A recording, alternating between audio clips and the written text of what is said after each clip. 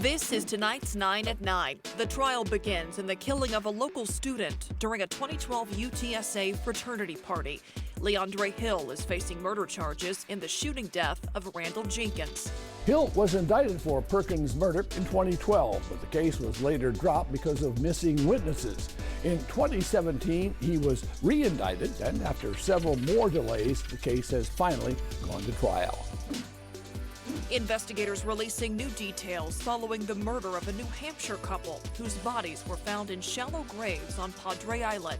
Police say they want to talk to two persons of interest. We just know that they might have come in contact with the victims. We're trying to develop further leads, so at this point we just want to find out who these people are. Investigators say they still have many unanswered questions. They haven't yet determined if the Butlers were the victims of a targeted attack or if they were just at the wrong place at the wrong time. Here at home, it looks like an arsonist working at an office building on the city's north side before the people who actually work there showed up this morning. Fire investigators say someone chucked a Molotov cocktail into a ground floor office in the 7400 block of Blanco Road.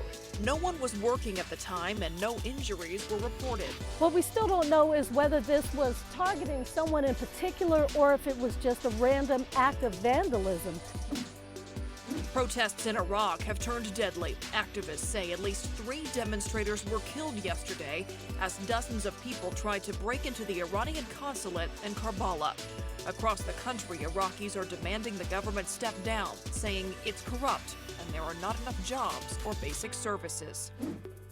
Nearly 500 inmates serving time for nonviolent crimes released from prison in Oklahoma. It was the largest mass commutation in U.S. history. They asked if they were giving me my mom back.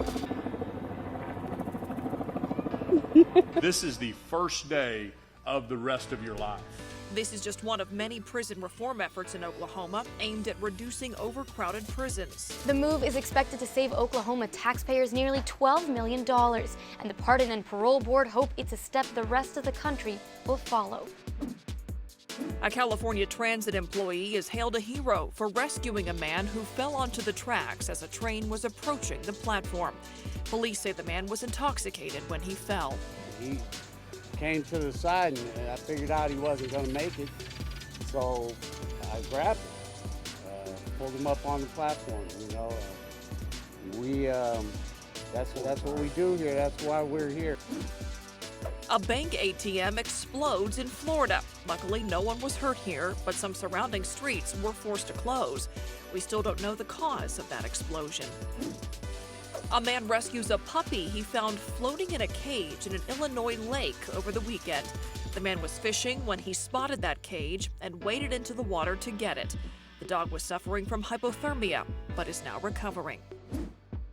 After 101 years, a barge stuck on rocks above Niagara Falls has finally shifted. High winds and heavy rains moved the ship from its perch where it's been since 1918. A century ago, 2 men were rescued from it as it became stranded on the rocks during a dredging operation. Park officers are monitoring the barge's position in case it moves again. To read more about these 9 stories, go to ksat.com/news@9.